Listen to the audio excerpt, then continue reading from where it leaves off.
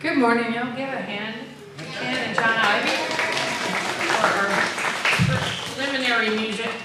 We want to welcome you this morning. My name is Reverend Kiya Heartwood. My pronouns are she, they, and we're real happy to see you this morning.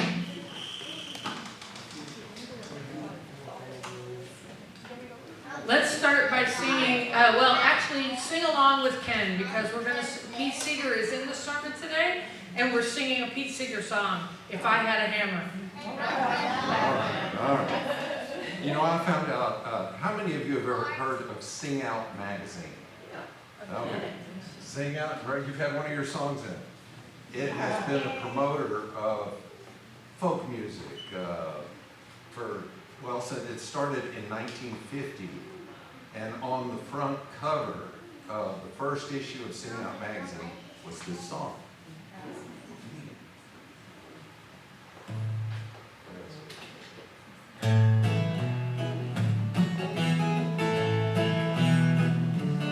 I had a hammer, I hammered in the morning, hammered in the evening, all over this land. I hammer out danger, I hammer out warning, I hammer out love between my brothers and my sisters, all over this land.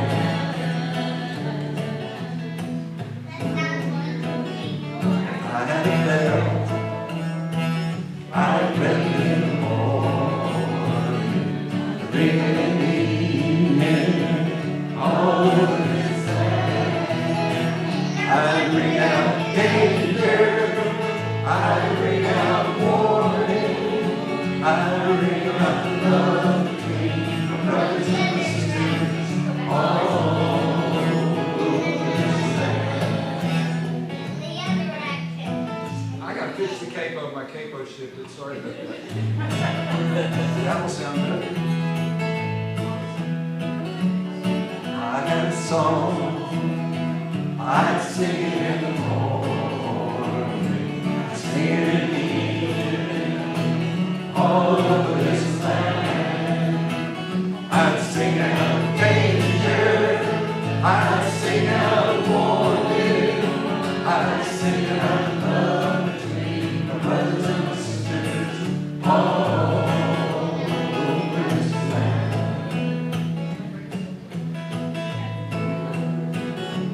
I got a hammer, and I got a bell, and I got a song to sing all over this land. It's a hammer of justice, it's a bell of freedom, it's a song about love between brothers and sisters, all over this land.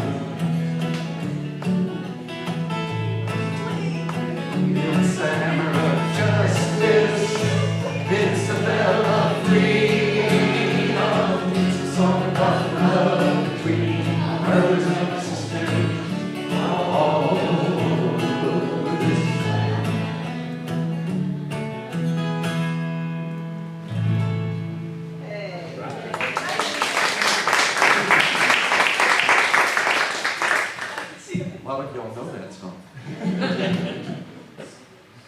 Welcome to the Unitarian Universalist Church of the Brazos Valley, UUCBV, or Brazos UU for short. My name is Gay Webb, and my pronouns are she and her. I am serving as your worship assistant today. We are a welcoming congregation, which means we celebrate and welcome all people of diverse sexual orientation and gender identities. We also strive to welcome people across diversities of race, age, ability, immigration status, and belief. We are a congregation working for reproductive justice.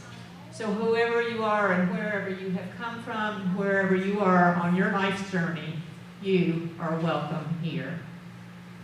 We have just a few announcements today. We still have some Side with Love t-shirts. We have our model this morning, and on the back we have our church name. So if you were interested, please see Reverend Kiya, John, or myself, and we'll take care of you. We have a weekly e-cast that we send by email on Thursday afternoons, and so if you would like to sign up to receive that, we have a sign-up sheet at the welcome table outside of the door. Many of you know that we are in the midst of our stewardship drive, well, really getting toward the end of it. We appreciate the generosity of our members and are pleased to announce that we are over halfway to our goal of $170,000 for pledges. We'd especially like to recognize the generosity of pledgers that were able to increase their pledge this year, which was almost 70% of the pledges we have received so far. Regardless of the amount you pledge, it is important that you let us know how much that is so we can prepare for our budget for the upcoming fiscal year, which starts June 1st. I don't know if it's too early to announce that our congregational meeting will be in May, Sunday after Mother's Day, whatever Sunday that is, the 21st, at which time we will be voting on the budget. So we need to have your pledges in time to work out all the numbers. I'm speaking as the treasurer right now instead of your worship assistant. You know, I have to wear two hats. So I have blanks. If you never received your mailing, we had a little difficulty with our post office. They demanded some extra postage on some, but not all. Mysteries of life. So some of you may not have received it, and I've got blanks here if you would like to see me after the service. Our two chairs, Darby Larkwich and Carolyn Clark, I'm not here today, so I'm again wearing the third hat. So,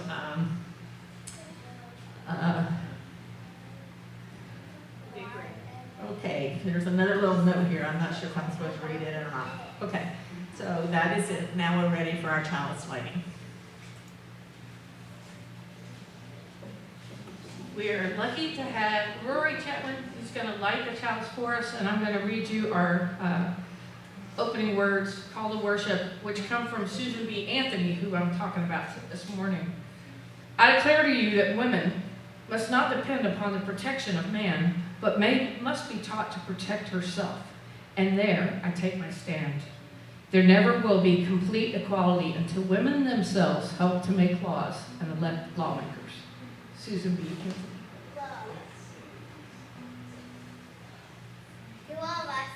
That was awesome. Good job. What's right here?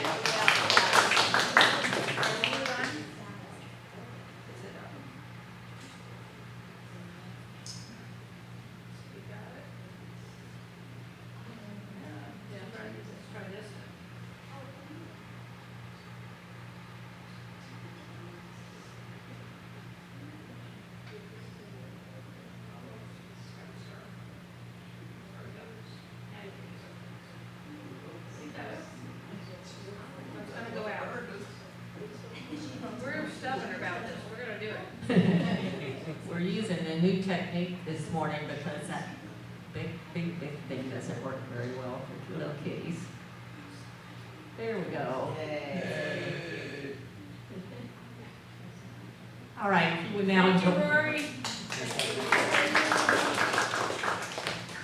you join me in repeating our affirmation. Love is the spirit of this church, and service is its gift.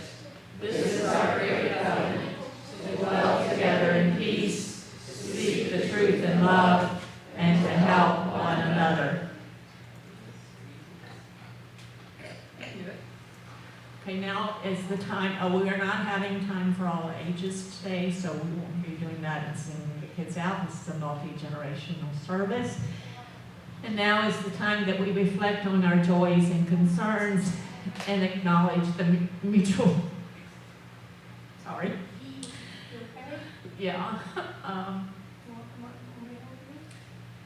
mutual support of our community. Please remember that our service is recorded and available publicly if you need to moderate your message accordingly. And if I can go first. You bet. Go ahead. You have a mic over there. I know, but this is the joy and concerns. Oh, okay. Okay. So yesterday I learned that my ex-husband that lives in Houston, we were married for about 10 years and he passed away yesterday. So it's kind of sad. I'm so sorry. Good morning. Anybody else have a joy or concern they'd like to share with everyone? Yeah. You want me to bring in the mic? I don't think it'll get all the way there, Jim. I have a close friend and colleague whose mother passed away a week ago, so I just wanted to take a moment to reflect and remember Joanne Lister McCain, who passed. Yeah. Gotta tell them who you are too, if you don't mind. If you don't mind. If you're No, I'm totally fine with that. Hi, my name's Ace. I use he, they pronouns. I don't really have a specific, I guess, joy to share. I just feel like this is a very, bright time. Just spring is happening, the birds are, singing every morning. And I know that sounds, cliche. I just feel like I've been happier recently. I feel like life just means a lot, you know? I mean, it always does, but I've just been noticing that. And also, my sister, I love her. What's your sister's name? My sister's name is Isabel.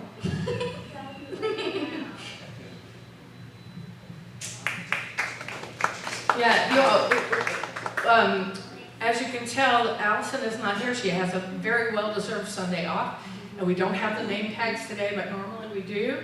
So later in the service, when we have our time where we get to say hello, please make sure you say hi to people you don't know. Yeah, you ready? Okay. Want to stand up and let them see you? Hi, my name is Lucifer, ironically, yes, we don't my name means light giver, and even though my parents are Christian Baptist, I'm a Luciferian, and I used to be a genius. But I just wanted to express a joy and a sorrow for the fact that there's a lot going on for trans teenagers and trans youth in the world right now, and seeing on a daily and being an openly trans male who's been out for 8 years, it concerns me for younger trans youth or teenagers like me, and for the fact that I found this church state by doing community service opens another world to me because I haven't heard of it, and seeing how inclusive and beautiful it is by older and younger generations, and being on the spectrum, it gives me a lot of joy to see that this is a part of College Station because I've lived here for about 4 years and it's been very isolated again. So finding it in a time where I'm working hard and trying to make up for something that I did, this is something that definitely brought me joy today and hope to tell my parents.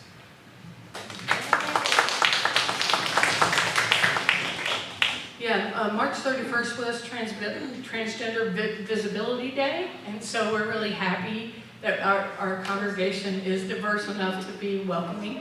And growing up as a non-binary person, I appreciate how far we've come and how far we have to go. Don't make those kids' lives harder.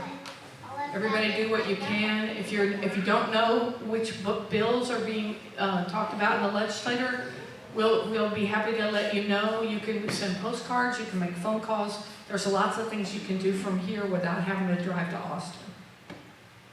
Anybody else? I don't know if it'll get there. I know, I'm not going to even get up.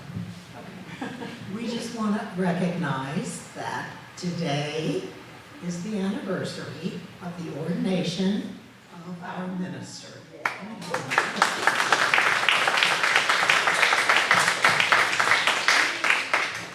I have a joy today that my two best friends from Spartanburg, South Carolina are here, and it's just filling my heart with joy. Anybody else? Brian. Oh, you want to go, Rory? All right. Go ahead and talk to it. Is the love of the flowers of this university church of our hearts. Yes. He wanted to show you all a picture he took this week of our first blanket flower blooming in our yard with a spider trying to be really scary on it. So he came running into the garden. He said, "Mommy, I found the most excitingest thing ever." And I share a joy of the excitement of small children. It's good to be here. Thank you. Thank you both. Yes, these flowers are actually supposed to be blanket flowers, but the artist who made this is from St. Louis, and they've never seen them. So, Darby is my wife. I'm Brian Lockridge. I also can be given, if you have any of the pledge forms that y'all brought here, y'all can give them to me as well, if you'd like.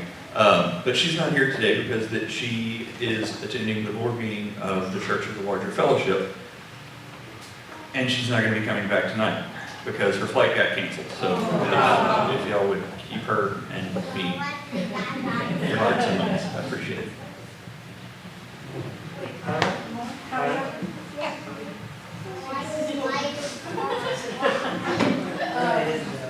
Hello, my name is Isabel. I've never been here before. I've never been to any kind of church. I'm not a religious person, but I think it's cool that even though I'm not super religious and I'm not part of any specified group, that I still get to experience this. And I'm pretty excited that I get to experience the vibe, even though I'm not actually part of any religion. Very cool. Thank y'all for coming. John's got something to say. Well, tagging on to what Ivy said, and then also I'll get to what she said. You always have fun photos of the boys covered in mud or flowers. If you or anyone wants to send me photos, I can make sure I include them in the slide. So just a thought. And then, yeah, the same thing about religion. I totally had to get away from my Lutheran background. It was very culty, and so I had a really hard time walking into our original property on Wellborn 7 years ago. And I remember the first time that Allison and I ever walked into a church, she looked at me and goes, "I half expected you to catch on fire." So that kind of tells you kind of my background of definitely rejecting religion, but I stick around here for the community, for moments like this, so that someone's, it's not about God or being afraid of something. It's about coming together and supporting each other, and so joy to that. That's right. Amen. Yeah, do y'all want to say something? You want to go where people can see you on the camera so the people who are watching at home can see you? There you go. Just pop right in. So Hayes was playing in the backyard with me.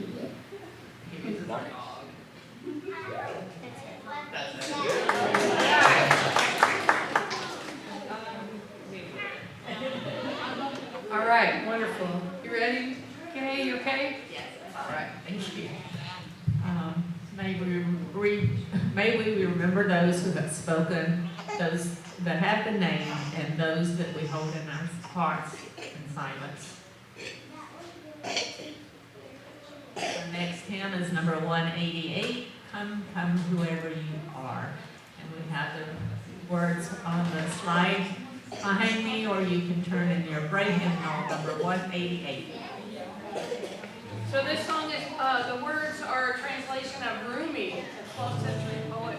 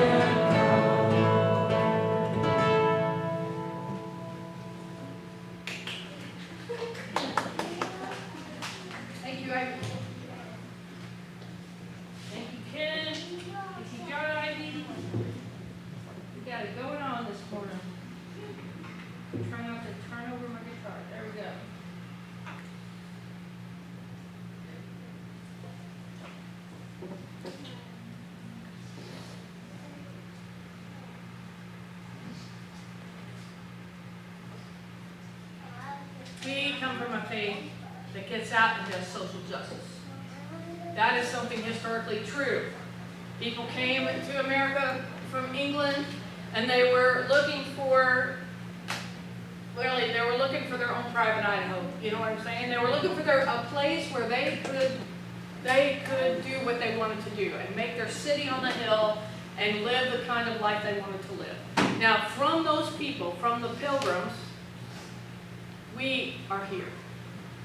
And over time, we've had activists all along the way.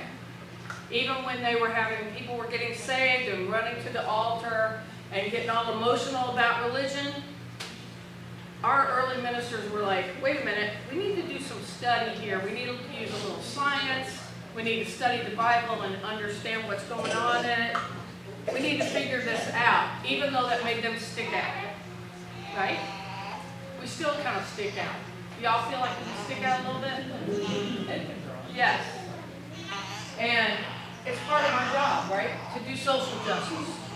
We take Isaiah very seriously about freeing the captives, right? All those things. And right now, we have a bunch of UUs who are wearing these shirts and going to the legislature, even though it's very gerrymandered, and I will talk about that, but you know what I'm saying. Anyway, we come from a long history of activists, and I thought this morning I would talk about 5 of them, just briefly. And then maybe, well, I'll talk about 3 of them briefly, and 2 of them in much more detail. Because I want you to know that you come from a heritage of people who stood up and made change and stayed in the game. And we have to be inspired, and part of our duty is to honor their legacy and not give up. Because I know it's easy to be despaired about everything that's going on in the world. It's easy to go, these people hate us. Or they hate our kids. We can't have that.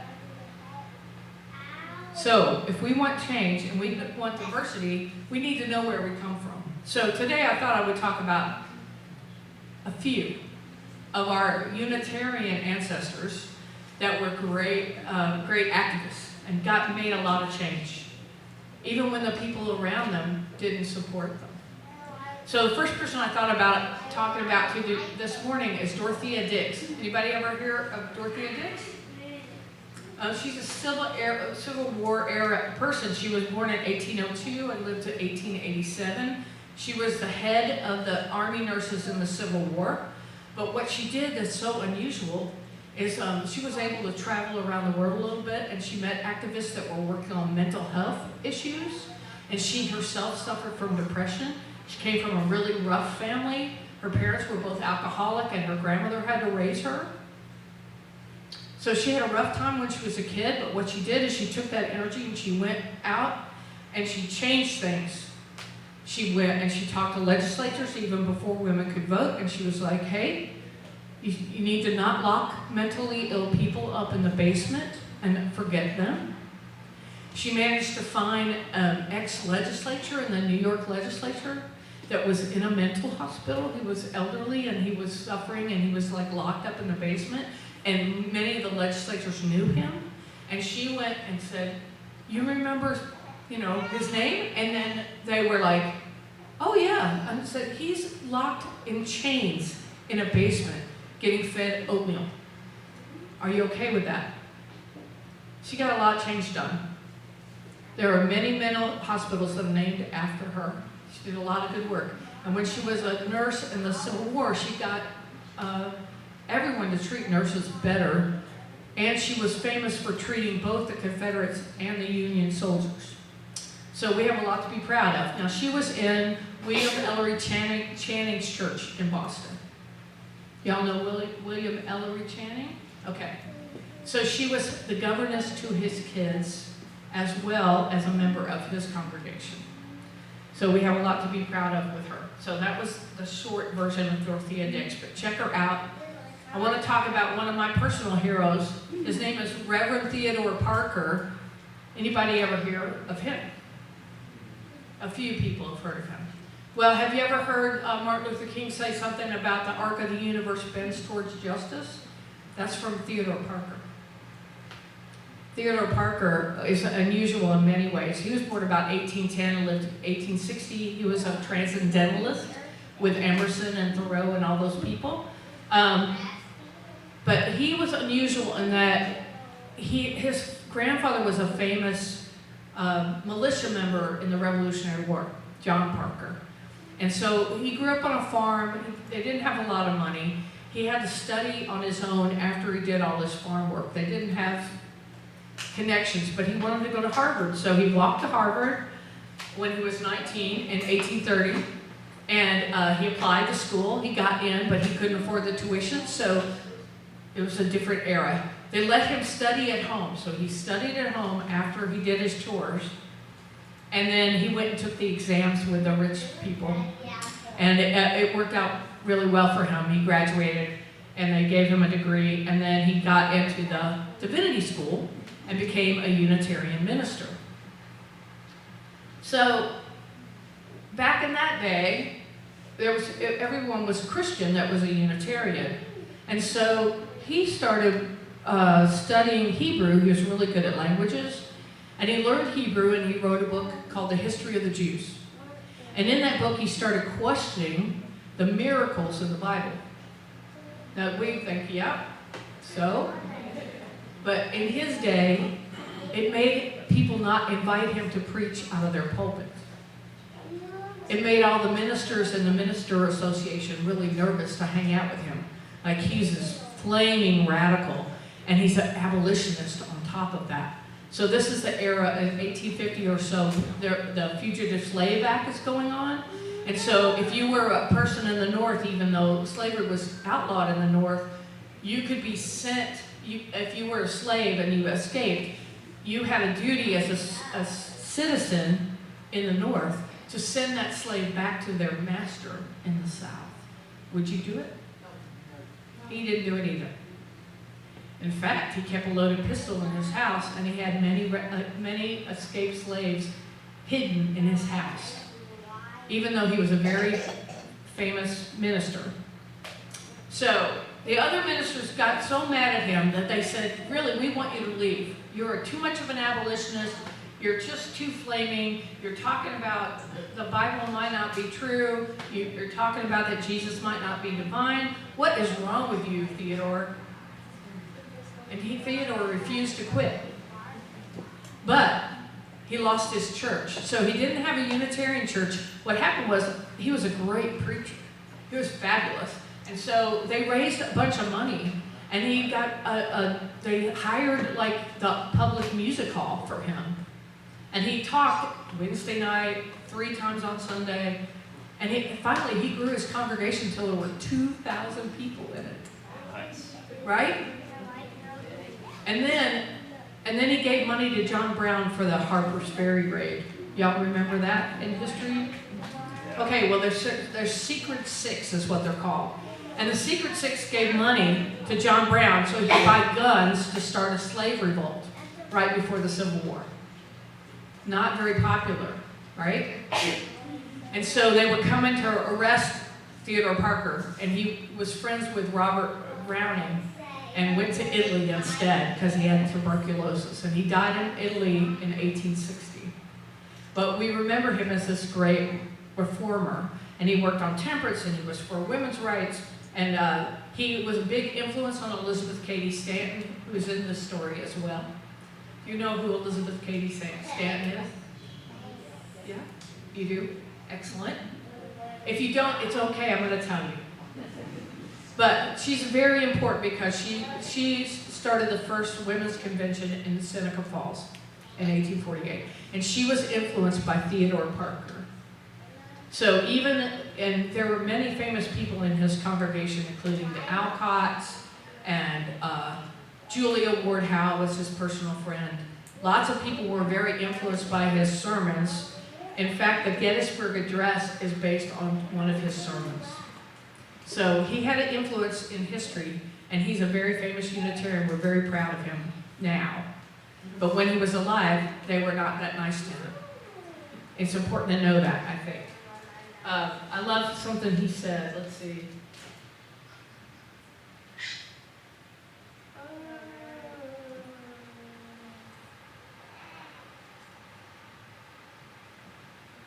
writing a friend and he was talking about how he got away with preaching on all kinds of stuff that were really radical, and he got people used to ideas that were, you know, past them. Anyway, I think he's worth knowing about if you don't know about him already. And a little bit younger than Elizabeth Cady Stanton is Susan B. Anthony. She's like 4 years younger. But those two women are responsible for the fact that you women have your own money, can own property, can vote, for among other things. Can divorce your husband if you don't think he's who you want to be with. Those are powerful things, right? But in the world they were born in, you could not do that. And they're like, yeah, we've seen Susan B. Anthony, she's on money. But what you don't know is that she grew up a Quaker, and she was taught to be an activist. I mean, her family expected that, and the Quakers had women ministers before anybody else. One of the main tenets of Quakerism is that men and women are equal and made by God equally. That is a radical idea, especially in the early 1800s that she was born in, 1820. That's crazy, right? Now, she lived to 1906, and neither she or Elizabeth Cady Stanton lived long enough to see women get the right to vote. But they trained, Susan B. Anthony planned for secession, something that we need to do. Trained young women that they called her nieces to be organizers and get out there and get to vote. And she made friends with people she didn't necessarily agree with, like the Women's Temperance Union. And she made friends. There's a great picture in one of the documentaries I watched about her of the Unitarian Universalist Women's Association, and she met with them. So she was very involved, and she also attended a Unitarian church in Rochester. And there's a big picture of her in the fellowship hall of that church. So we can be really proud of Susan B. Anthony. And every time you vote, you should just say a little prayer to Susan B.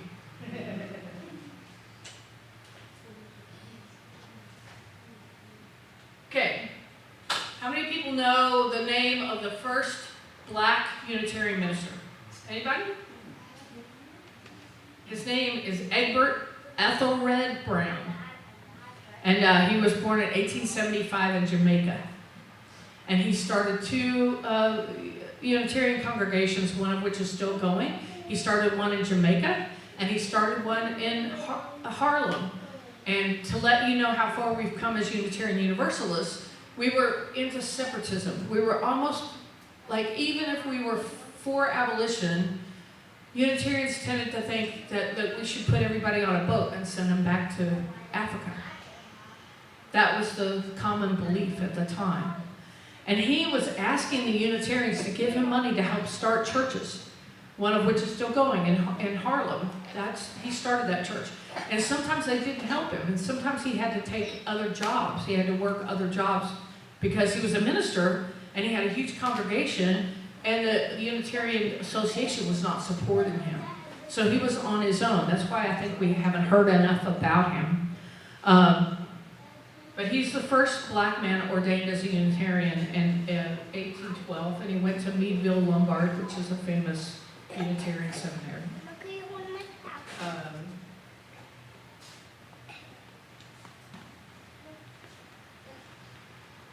He got a lot of racist treatment.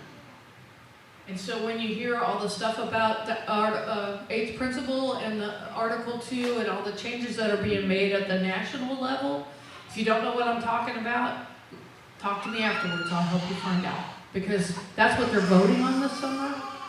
Because a lot of our BIPOC brothers and sisters, Unitarian Universalists, don't feel like they're being treated equally. And so the eighth principle will fix that, or should fix that, and makes it something that we're aspiring to. It may take us another 100 years to get it right, but I hope not. It's important. And then the last person I want to talk about is Pete Seeger. What do you know about Pete Seeger? If I Had a Hammer, that you know that one? Do you know that he ran around with Woody Guthrie? Woody Guthrie's guitar said, "This machine kills fascists." He was hoboing with that. But what you may not know is that Pete Seeger was raised by Charles Seeger, who was one of the first musicologists at Harvard. And Pete went to Harvard for like a hot minute. And then he ran off to be a hobo and sing and hang out with Woody Guthrie. So if you sing "If This Land Is Your Land," that's a Woody Guthrie song. Well, Pete was involved in the 30s where a lot of people were communists. It wasn't uncommon, especially if you were doing union work, to have your organizers be communists. It wasn't Soviet communism. It was communism in a very American way. There was a union called the Wobblies, and they believed in one big union. They thought if they could get everybody to work together, and they were the first anti-racist organizers. Because a lot of unions they said all the right things, but they were separate. Or they didn't like women, or they didn't like immigrants. And that's the truth. And Pete Seeger was in the middle of all that all the time. He was a rich boy who did really, really well, and he played the banjo. And he had a hit song in the 50s with his band, the Weavers, and he was also in a band called the Almanac Singers. He was very influential at a folk festival called the Newport Folk Festival. Anybody ever seen clips of Bob Dylan getting booed at the Newport Folk Festival? Pete Seeger was right there, very involved. So the whole folk movement, Pete Seeger was the Beatles of that movement. And his sister, half-sister, Peggy, is a huge feminist, but she married the equivalent of Pete Seeger in England. And they ran a club in London called the Singers Club, and they made a rule that you could only sing songs from your culture, which would not have worked in America.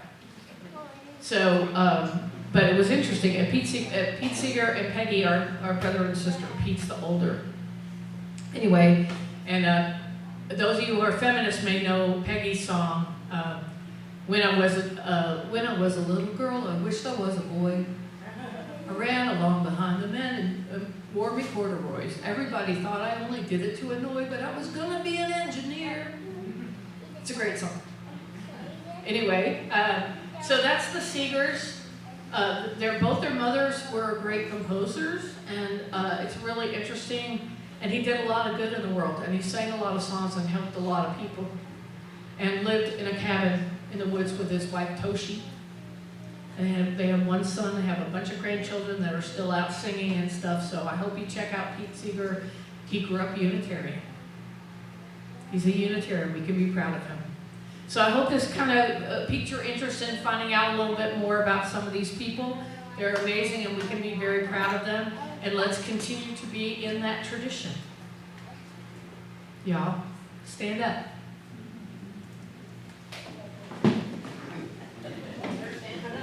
We're standing up now.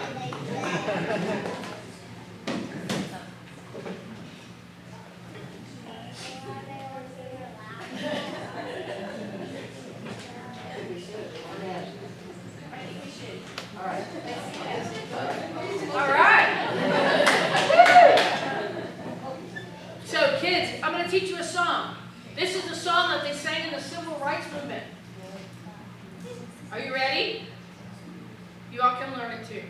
If you miss me at the back of the bus, you can't find me nowhere. Oh, come on over to the front of the bus. I'll be riding up there. I'll be riding up there. I'll be riding up there. Oh, come on over to the front of the bus. I'll be riding up there. Now, when these kids were little, they weren't allowed to swim in the local swimming pool because it was for whites only. So they go, if you miss me at the Mississippi River, you can't find me nowhere.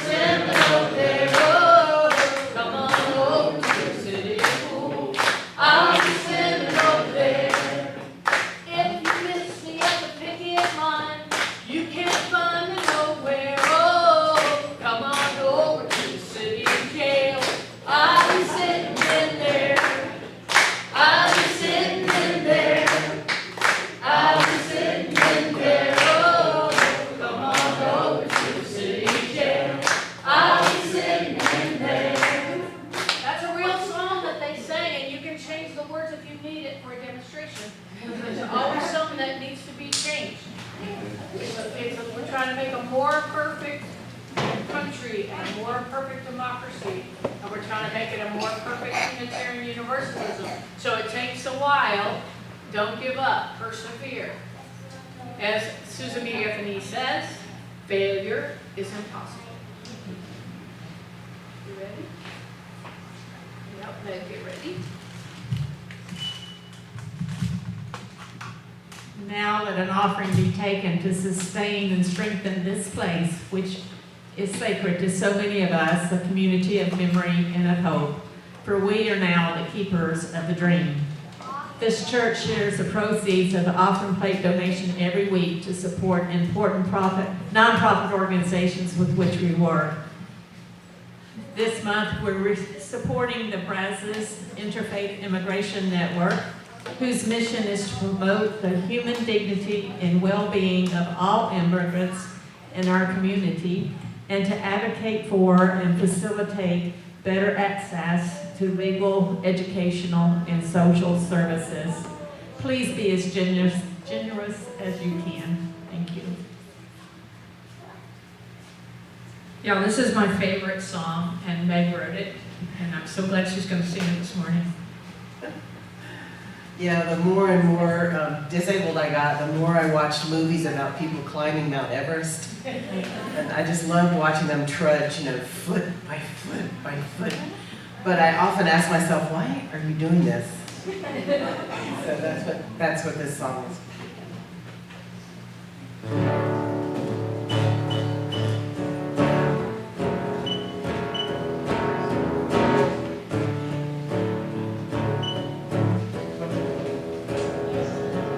Was it high? Was it high enough? Was it high enough for you? Was it hard? Was it hard enough?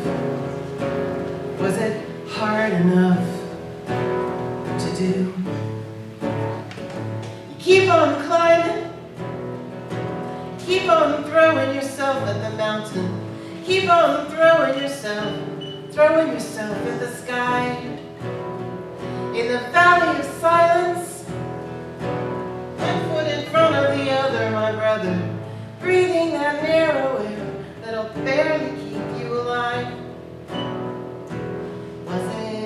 Were they proud? Yeah. Were they proud enough? Were they proud enough of you? Were you brave? Were you brave enough? Were you brave enough to prove the life down below you? Your lover is lifting her face to the rain. Your lover is paying the bills, making the meals, and the baby just said your name. She's feeling your fingers, hoping they do not turn to stone, hoping the mountain does not keep them and send you home alone. So you hang your prayer flags in a star, you paint your face with barley flour, you're burning juniper for smoke, you pray the gods can take a joke. So you point your boots toward the frozen river, pull your face mask on and shiver. Warm little you on her cold shoulder, are you her lover or a soldier? Was it far? Was it far enough? Was it far enough? The blue. Did it cost? Did it cost enough? Did it cost enough of you?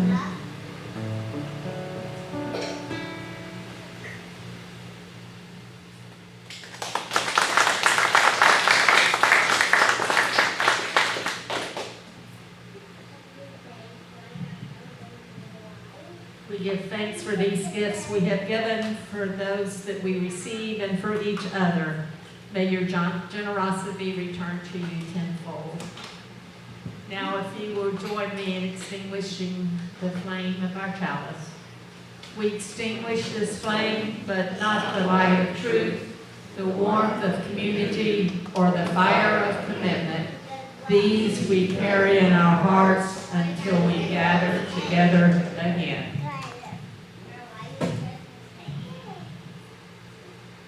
Remember the way of the wind and breathe and blow. Remember the way of the fire and sparkle and glitter and glow. Remember the way of the water and ebb and flow. Remember the way of the earth and grow. Go in peace.